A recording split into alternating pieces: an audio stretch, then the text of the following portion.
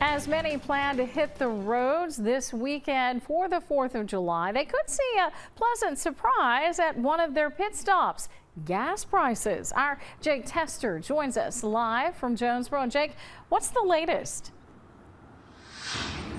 As you stop at one of these pumps, you will notice that the cost is lower than what you would have seen just last week. There was potential for prices to really come up at a very busy time of year when you have a lot of folks driving around, taking road trips.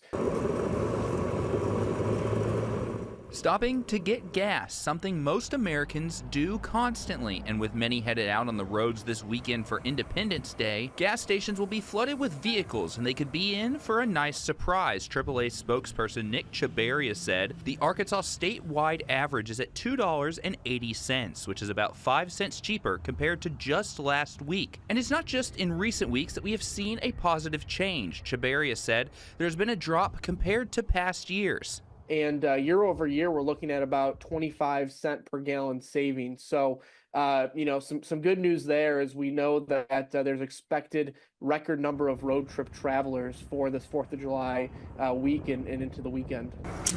Chabaria said this positive change was not always a guarantee due to the recent conflict in the Middle East. We saw crude oil spike, shortly after the airstrikes last week.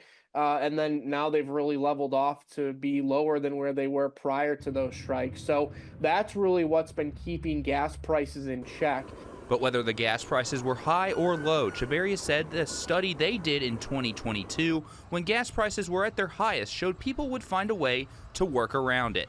And what we found is people really weren't changing their leisure travel plans even in that year when we saw all-time record highs. And ultimately, our travel forecasts have shown that people are finding ways to get out and take those trips that they want to take. And for Bryson Laster, who just got back from a trip to Vegas last month, one thing he wished he had prepared for was the gas prices. I didn't realize gas prices was that high.